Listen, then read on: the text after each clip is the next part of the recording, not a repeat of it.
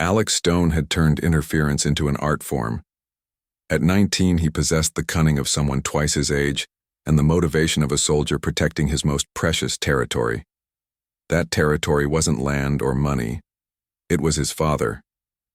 Robert Stone sat in his home office, the glow from 3 monitors reflecting off his tired face. At 52, he had built a tech empire worth $180 million, but tonight he looked like any other man nursing a broken heart. His phone lay silent on the mahogany desk. No calls or texts from Lisa, the woman who had walked out of his life just 3 days ago. She seemed different, Robert muttered to himself, loosening his tie. She actually listened when I talked about the business challenges. From the doorway, Alex watched his father with practiced eyes. He knew that look of confusion, that tone of disappointment. He had seen it 7 times before over the past 3 years. 7 women who had entered their lives with bright smiles and hopeful hearts only to leave with bewildered expressions and hurt feelings. Robert never suspected his own son was the common factor in every failed relationship. Alex walked into the office carrying 2 cups of coffee. It was their nightly routine, one that had started 8 years ago when his mother lost her battle with cancer.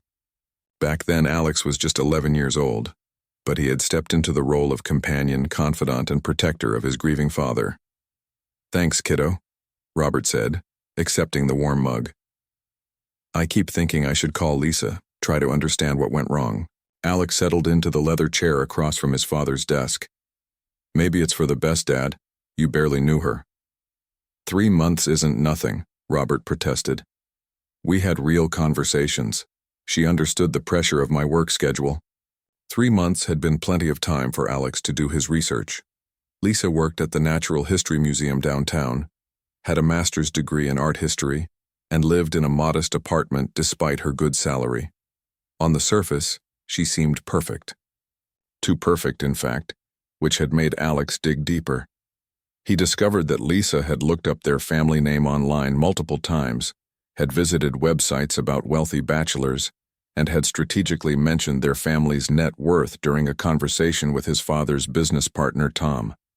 Of course, Alex had orchestrated that entire encounter, but his father didn't need to know that detail. "Remember what happened at Tom's barbecue last weekend?" Alex asked innocently. "When Lisa started talking about expensive vacations and designer clothes?" Robert frowned.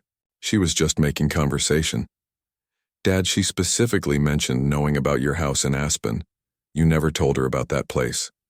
That was true. Robert hadn't mentioned the mountain house because he rarely used it anymore.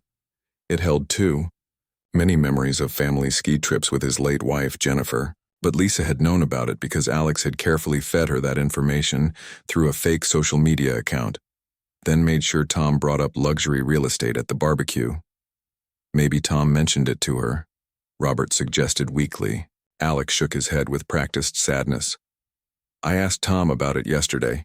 He said Lisa brought it up first, asked specific questions about property values in Aspen."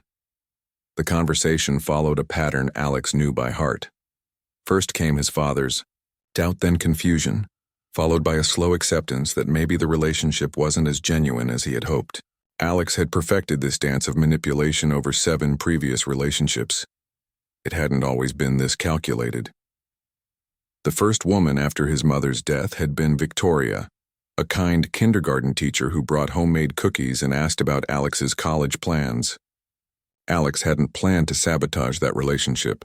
He simply couldn't handle watching someone else sit in his mother's chair at the dinner table, couldn't bear seeing his father smile the way he used to smile at Jennifer. So Alex had started small. He mentioned how his mother used to make the same kind of cookies, but better. He casually brought up how Victoria's laugh was too loud compared to his mother's gentle giggle.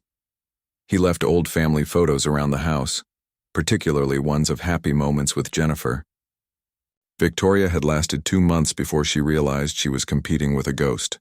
After Victoria came Rebecca, then Catherine, then Diana. Each relationship taught Alex new tactics. He learned to research their backgrounds using social media and public records. He discovered that most women, no matter how genuine, would eventually Google his father's name and learn about his wealth. Alex used their natural curiosity against them, twisting innocent interest into evidence of gold-digging behavior. The method was always the same. Alex would gather information, then present it to his father in the most damaging context possible. A woman who looked up their family's net worth became someone who was only interested in money. A woman who asked about family traditions became someone who was trying to replace mom too quickly. Robert never questioned his son's detective work because Alex had positioned himself as the protective family member, the one person who truly understood the importance of preserving Jennifer's memory. "You know, I only want you to be happy, right?" Alex said, using the same words he had spoken after every breakup. "But Mom always said family comes first, and I can't stand watching these women hurt you." Robert's expression softened. Jennifer had indeed always emphasized the importance of family loyalty. She had made both her husband and son promise to take care of each other if anything happened to her. Alex was simply honoring that promise, wasn't he? "I know, son. You've got good instincts about people." Alex felt the familiar mixture of satisfaction and guilt that came with these victories.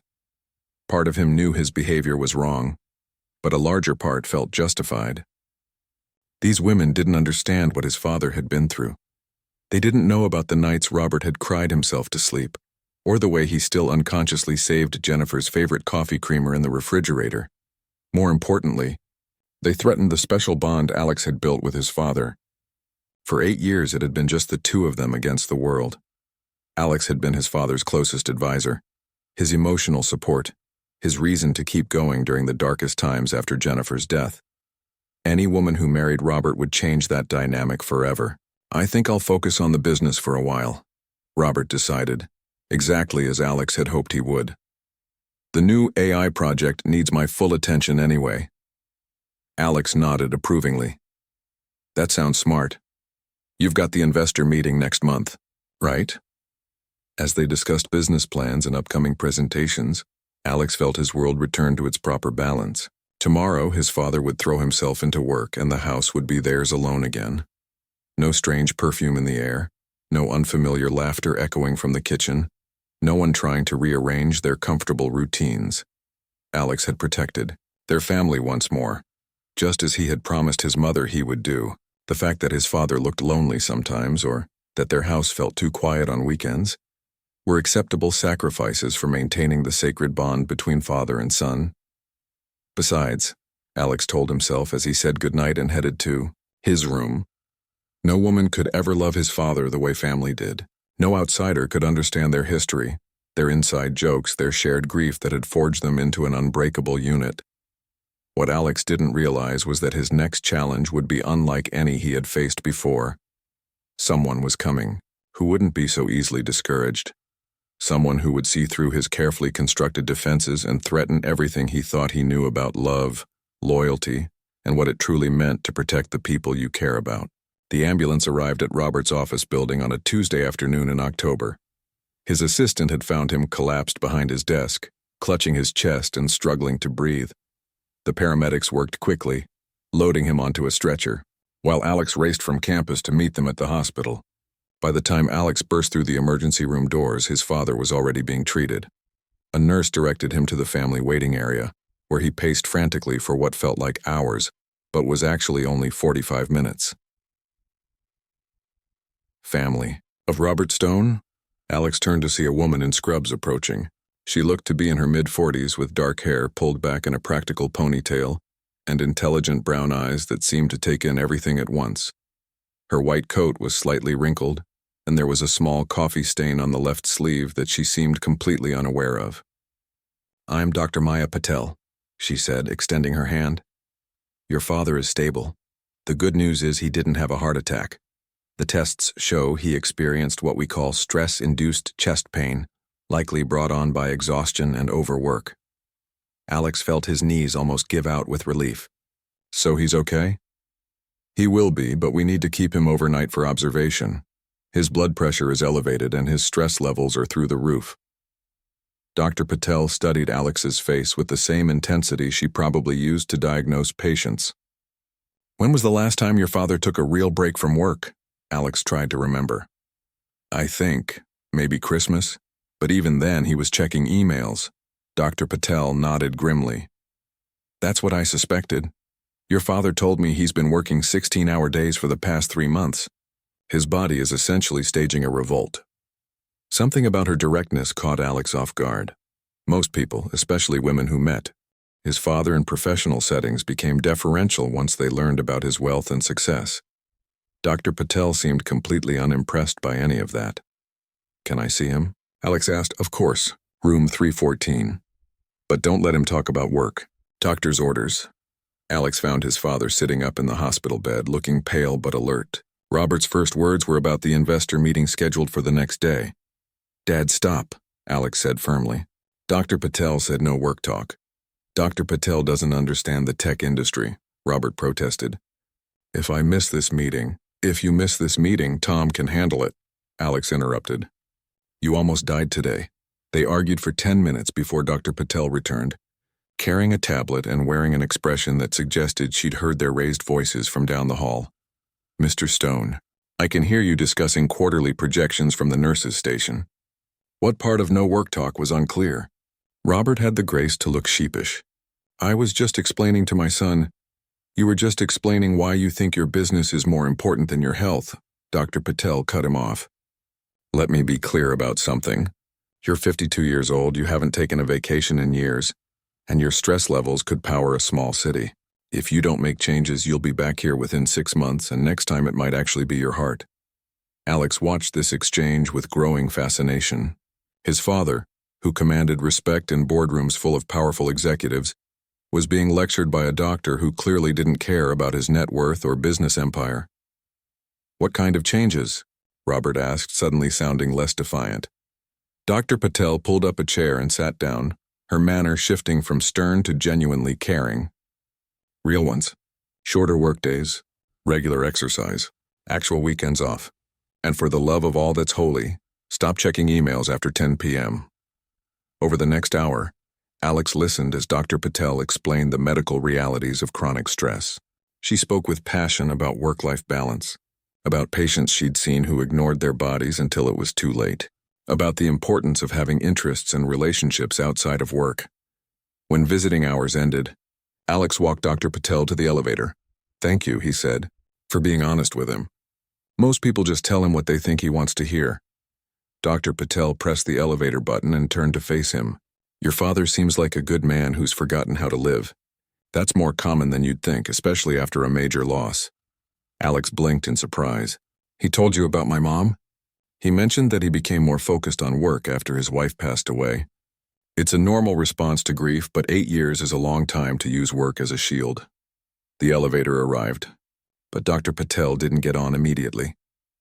"Take care of yourself too," she said to Alex. Sometimes family members carry their own stress about these situations. As the elevator doors closed, Alex felt something unusual. For the first time in years, he'd met someone who seemed to genuinely understand his father's situation without any hidden agenda.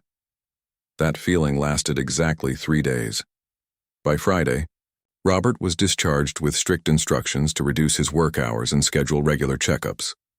Dr. Patel had recommended a cardiologist and a stress management counselor. She had also, somewhat unexpectedly, given Robert her personal cell phone number. "Just in case you have questions about the medication or experience any symptoms," she had explained. Professionally, Robert called her that weekend with questions about his blood pressure readings. Then he called again on Tuesday to ask about exercise recommendations. By the following Friday, he was asking if she'd like to meet for coffee to discuss his progress. Alex realized with growing alarm that his father was developing feelings for Dr. Maya Patel. Unlike his previous targets, Dr. Patel presented unique challenges. When Alex tried to research her online, he found an impressive medical career spanning 15 years, volunteer work with free clinics, and a modest lifestyle that suggested she lived well within her means rather than seeking to upgrade her situation. Her social media presence was minimal and professional. No photos of expensive vacations or designer clothes. No posts about luxury lifestyles or wealthy men. Her most recent update was about a medical conference she'd attended and a research paper she'd co-authored. Alex's first attempt at sabotage came during a family dinner at their house. He had invited Dr. Patel over, ostensibly so she could check on his father's progress, but really so he could deploy his usual tactics. He started by showing her the family photo wall, lingering on pictures of his mother and sharing stories about Jennifer's kindness, her love of cooking, her dream of traveling to Italy. Instead of becoming uncomfortable or trying to change the subject, Dr. Patel listened intently and asked thoughtful questions about Jennifer's interests and personality. "She sounds like she was an amazing woman," Dr. Patel said genuinely. "It must have been incredibly difficult to lose her so young." Alex had expected awkwardness, maybe even jealousy. Instead, Dr. Patel shared her own experience losing her grandmother, who had raised her after her parents died in a car accident when she was 12. "Grief doesn't have an expiration date," she said quietly, "but I learned that honoring someone's memory doesn't mean stopping your own life. It means living in a way that would make them proud." Alex's second attempt involved orchestrating a conversation about money. He casually mentioned their family's wealth, expecting Dr. Patel to show increased interest or start asking questions about investments or lifestyle choices. Instead, she seemed genuinely uninterested in the financial details. When Robert mentioned considering downsizing their house, Dr. Patel supported the idea, saying that smaller spaces were easier to maintain and often felt more welcoming.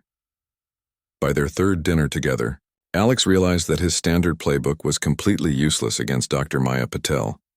She wasn't intimidated by their wealth, wasn't trying to replace his mother's memory, and worst of all, she genuinely seemed to care about his father's well-being without any hidden agenda. Robert was changing too. He'd started leaving the office by 6 p.m. most days. He'd joined a gym and was taking weekend walks. He smiled more often and seemed more relaxed than Alex had seen him in years. The transformation terrified Alex more than any gold digger ever had. Desperate times called for desperate measures. If he couldn't find dirt on Dr. Patel's real life, Alex would have to create some. Late one night, hunched over his laptop in his dorm room, he began creating fake social media profiles and false online histories. If Dr. Maya Patel was too perfect to be real, Alex would show his father exactly how fake perfection could be. Alex's laptop screen glowed in the darkness of his dorm room at 2 a.m. For the past week, he'd been creating an elaborate web of lies designed to destroy Dr. Maya Patel's reputation. Fake Instagram accounts showed her at expensive restaurants she'd never visited. False LinkedIn profiles suggested connections to wealthy patients she'd supposedly dated.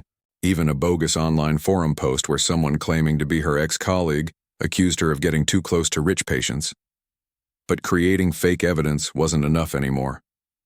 Alex needed something real, something that would convince his father once and for all that Dr. Patel was just another woman looking for an upgrade. That's when he decided to hire a private investigator. The man's office was in a rundown building downtown, nothing like the sleek corporate spaces Alex was used to.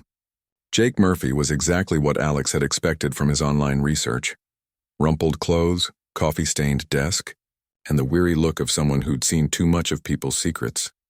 "You want me to dig up dirt on a doctor?" Murphy asked, raising an eyebrow as Alex slid $5,000 cash across the desk. "I want to know everything about her past," Alex said firmly. "Every relationship, every financial decision, every mistake she's ever made." Murphy pocketed the money without hesitation. "Give me 2 weeks." While he waited, Alex watched his father's relationship with Dr. Patel deepen with growing panic. She had started joining them for Sunday dinners, and worse, she fit into their routine perfectly. She asked Alex about his college classes, remembered details about his major, and even helped him study for a particularly difficult economics exam. She didn't try to redecorate their house or suggest changes to their traditions. Instead, she seemed genuinely interested in understanding their family dynamics. When Robert showed her Jennifer's old art studio, which had been locked up for 8 years, Dr. Patel encouraged him to consider turning it into a space for relaxation, rather than letting it remain a shrine. "Your wife was an artist," she had said gently. "Artists create beauty to share with the world, not to hide away in closed rooms." The comment had sparked something in Robert that Alex hadn't seen in years: hope. 2 weeks later, Murphy called with his findings. Alex met him at a coffee shop near campus, his heart racing with anticipation. "Your doctor friend has led an interesting life," Murphy began, sliding a manila folder across the table. "But not the kind of interesting you were hoping for." Alex opened the folder eagerly, then felt his stomach drop as he read. Dr. Maya Patel had been married once before, at age 25, to a man named David Chen, who served in the army. The marriage had lasted only 18 months before David was killed by a roadside bomb in Afghanistan. Maya had been devastated, taking a leave of absence from her medical residency to grieve. She'd never remarried, though she'd had a few long-term relationships over the years. Her finances were clean. She lived modestly, donated regularly to veterans' charities, and had never shown any pattern of dating wealthy men. "That's it?" Alex demanded. "There has to be something else." Murphy shrugged. "She's boring, kid. Good credit, pays her taxes, volunteers at free clinics. If you're looking for scandal, you picked the wrong target." But Alex's desperate mind seized on one detail: the dead husband. With enough manipulation, he could twist this tragedy into evidence that Dr. Patel had a pattern of targeting vulnerable men who needed healing, men like his father. The plan began to form during Thanksgiving week, when his father announced they were taking a trip to their cabin in Lake Tahoe. "Maya's never been skiing," Robert said excitedly. "I thought it would be nice to show her the mountains." Alex forced a smile while internally panicking. The lake house was special.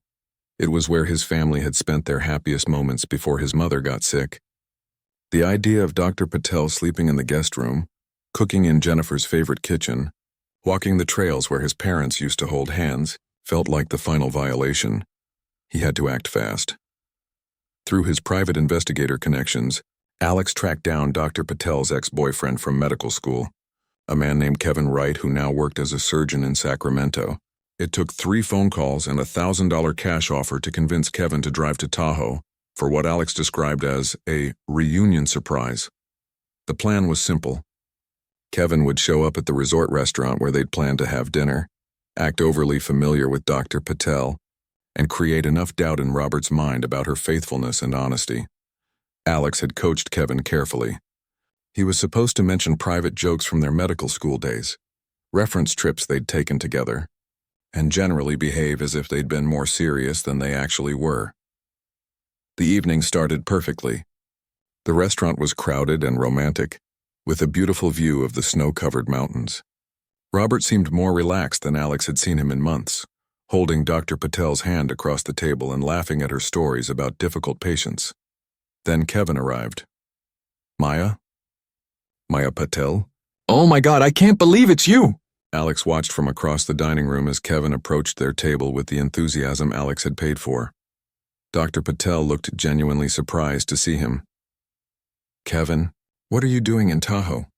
This was the moment Alex had planned for. Kevin was supposed to be evasive, to act like he'd come specifically to see her, to create the impression of a secret rendezvous. Instead, Kevin immediately launched into an explanation about attending a medical conference in Reno and deciding to stop in Tahoe for a ski weekend with his wife and kids, who were apparently waiting for him back at their hotel. Dr. Patel smiled warmly and introduced Kevin to Robert as one of my study partners from medical school. She asked about his family, his surgical practice, and seemed genuinely happy to catch up with an old friend. Kevin, who was proving to be a terrible actor despite Alex's $1,000 investment, mentioned how much he'd always admired Maya's dedication to helping others, especially after she lost her husband in the war. "You were so brave during that time," Kevin said sincerely. "The way you threw yourself into your work at the Veterans Hospital, helping other people who'd lost loved ones. David would have been proud." Dr. Patel's eyes filled with tears, but she squeezed Robert's hand. "It was the only way I knew how to honor his memory, by helping others heal from trauma." Robert looked moved by the revelation, not suspicious. When Kevin excused himself to return to his family, Robert turned to Dr. Patel with gentle concern. "You never told me about your husband," he said softly. "I wasn't ready," Dr. Patel admitted. "But being with you has helped me realize that loving someone new doesn't diminish what I had before. It just means my heart has room for more love." Alex watched in horror as his father leaned across the table to kiss Dr. Patel tenderly. Instead of creating doubt, the evening had brought them closer, together. But the real disaster came the next morning at breakfast.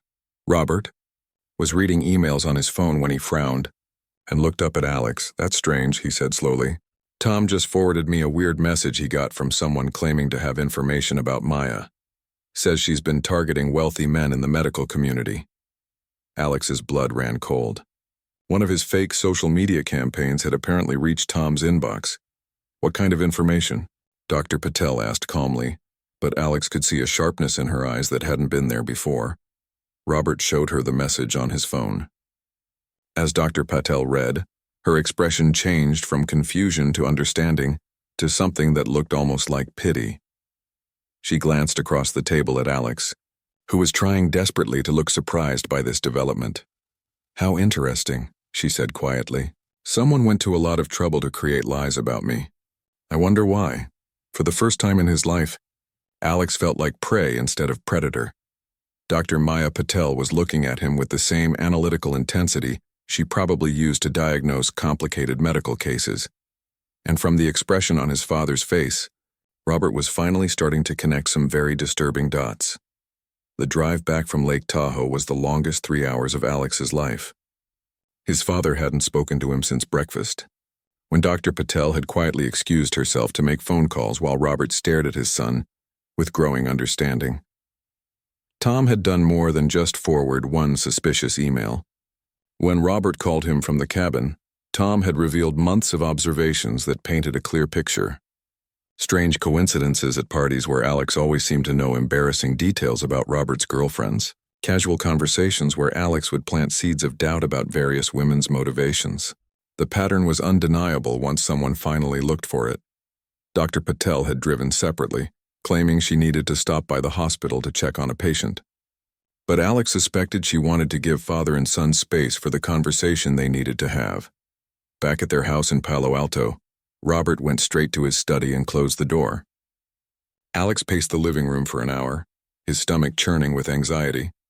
He considered running back to his dorm, maybe even leaving town entirely. But eventually he heard his father's voice calling his name. Alex found Robert sitting behind his desk, surrounded by old family photos and looking older than his 52 years. "Sit down, son." The word son carried a weight Alex had never heard before. Not affection, not warmth, but something heavy with disappointment.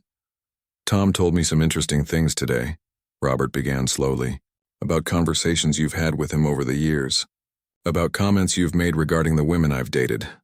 Alex opened his mouth to defend himself, but Robert held up a hand. "Let me finish. Then I called Kevin, that doctor from last night.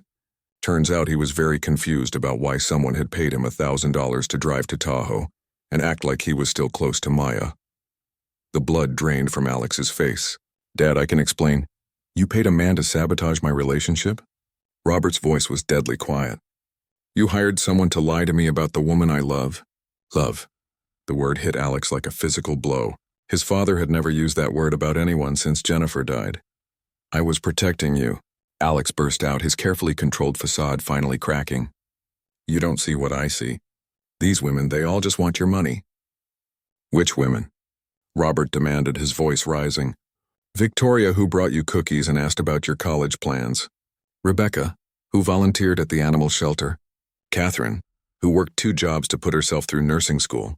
Each name felt like an accusation. Alex had destroyed all of those relationships, convinced himself he was doing the right thing.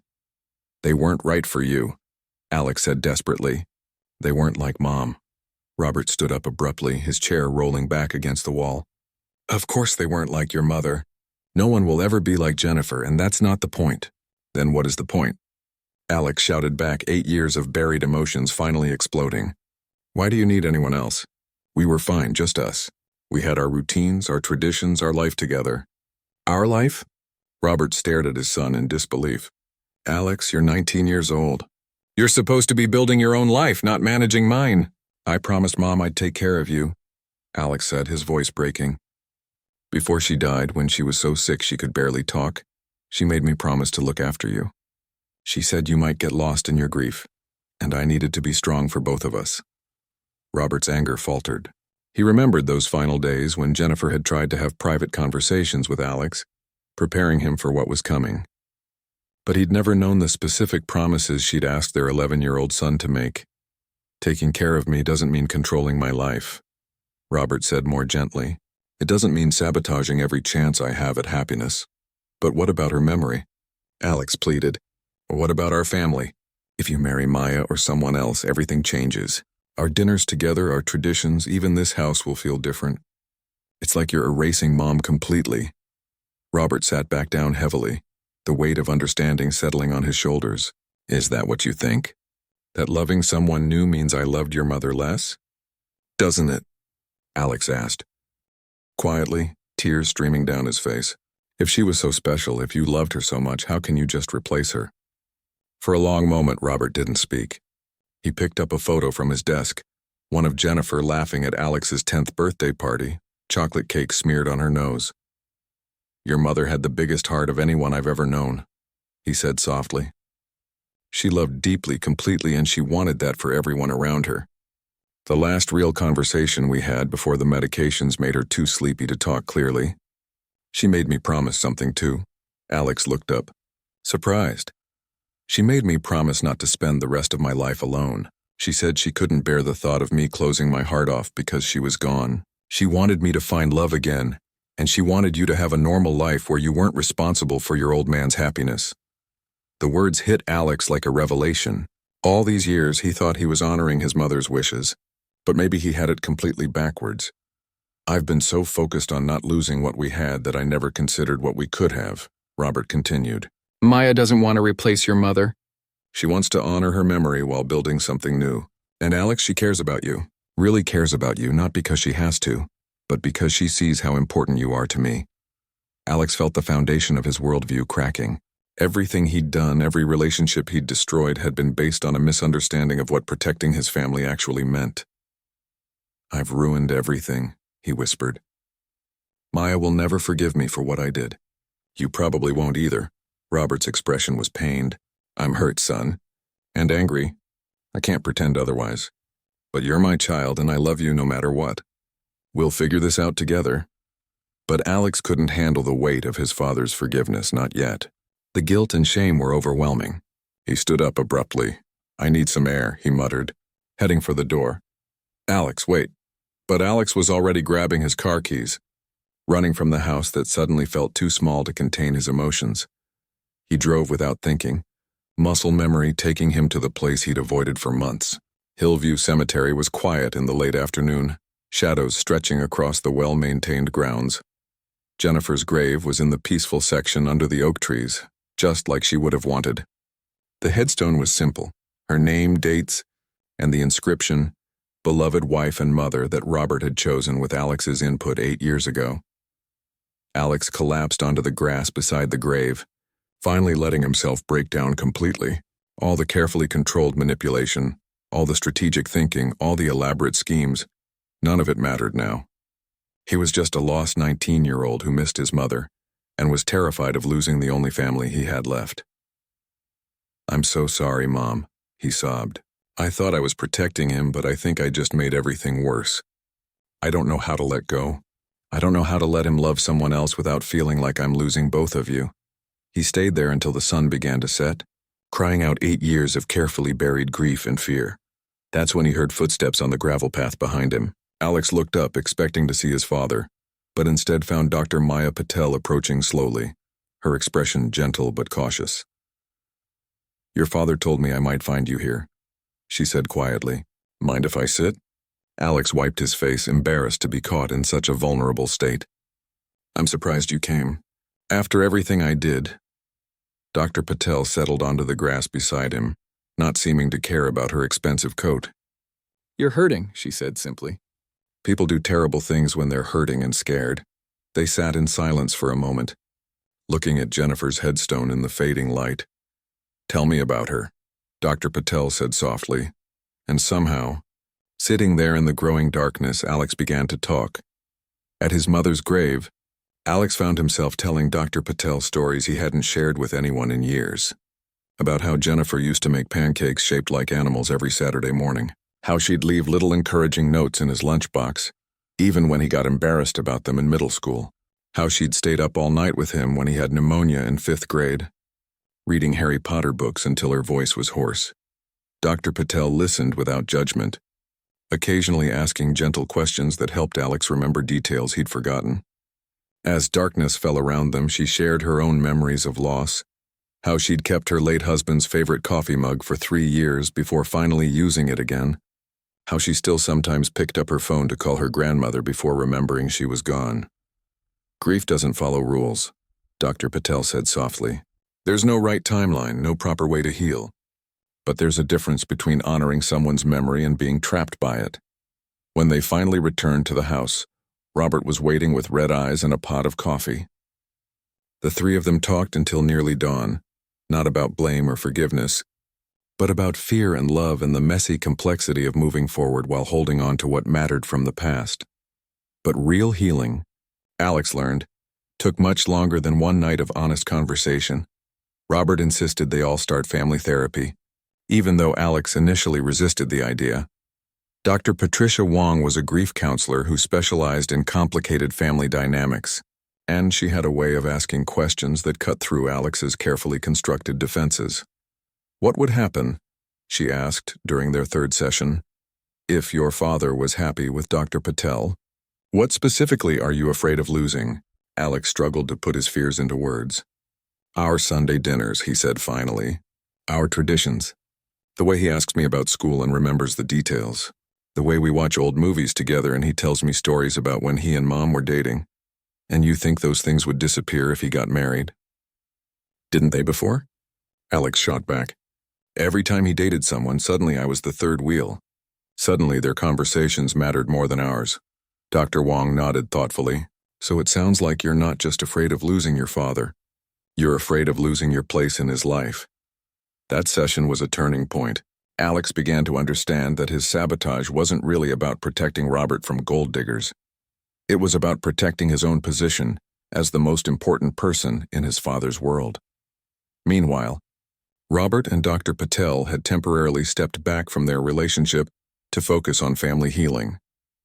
It was Dr. Patel's suggestion, which surprised Alex with its selflessness. Your relationship with your son is more important than our relationship right now, she told Robert. We can wait. Alex watched his father struggle with loneliness and guilt during those months, and for the first time, he truly understood the cost of his interference. Robert had found genuine happiness with Dr. Patel, and Alex's actions had stolen that away. The breakthrough came 6 months later, during Alex's spring break from college. He'd been having panic attacks about his upcoming final exams, and his father was away on a business trip in Japan. Robert had asked Dr. Patel to check on Alex, but Alex initially refused her help, insisting he could handle things alone. At 2 a.m. during his worst panic attack yet, Alex found himself calling the number his father had left for emergencies. Dr. Patel answered on the second ring, her voice alert despite the late hour. She arrived at the house 20 minutes later, still in scrubs from her evening shift at the hospital, but instead of treating Alex like a medical emergency, she sat with him on the kitchen floor and walked him through breathing exercises her grandmother had taught her during her own anxiety-filled teenage years. Medical school was the worst, she admitted as Alex's breathing finally returned to normal. I had panic attacks before every major exam. My grandmother used to say that fear is just excitement wearing a disguise. They talked until sunrise, and for the first time, Alex saw Dr. Patel not as a threat to his family, but as someone who genuinely cared about his well-being, not because she was trying to win points with his father, but because caring for people in distress was simply who she was. When Robert returned from Japan, he found Alex and Dr. Patel working together on a puzzle at the kitchen table, talking about college courses and career plans like they'd been friends for years. I owe you an apology, Alex said to Dr. Patel that evening after they'd finished dinner. Actually, I owe you about 1,000 apologies, but I want you to know that I understand now. You're not trying to replace my mom or take my dad away from me. You're just someone who loves him and who wants our family to be happy. Dr. Patel's eyes filled with tears. Thank you for saying that. It means more than you know. The wedding planning took another year, but this time Alex was involved in every decision. He helped choose the flowers, white roses like his mother had loved but arranged with blue hydrangeas that represented new beginnings. He walked Dr. Patel down the aisle since her own father had passed away years earlier. In his best man speech, Alex talked about his mother's wisdom, and her belief that love multiplied rather than divided when shared. He spoke about learning that protecting someone sometimes meant letting them go, and that true family wasn't about holding tight to the past, but about building something beautiful together in the present. "Maya doesn't replace my mom," Alex said, looking directly at his new stepmother. "She honors her memory by loving my dad the way Mom would want him to be loved. Completely, unconditionally, and with room for him to keep growing." 2 years later, Alex brought his own girlfriend home for Thanksgiving. Jessica was a psychology major he'd met in a study group, and she was nervous about meeting his wealthy family. "They're going to love you," Alex assured her as they pulled into the driveway. "And if they don't, Maya will set them straight. She's got this way of seeing through people's defenses straight to their hearts." Over dinner, Alex watched his father and stepmother work together in the kitchen, laughing at inside jokes and moving around each other with the comfortable familiarity of people who'd learned to blend their lives seamlessly. Robert looked younger than he had in years, more relaxed and genuinely happy. Dr. Patel, Maya, as Alex now called her, had kept every one of the promises she'd made without realizing it. Their family traditions had evolved rather than disappeared. Sunday dinners now included her stories from the hospital, alongside Robert's business updates and Alex's college adventures. The house felt more alive, filled with laughter and the kind of warmth that comes from people who've chosen to love each other through difficult times. Looking around the table that evening, Alex realized his mother would have been proud of the family they'd become. Not because they'd preserved everything exactly as it was, but because they'd honored her memory by learning to love more deeply, more openly, and with the kind of courage it takes to let new people into your heart even when you're afraid of being hurt again.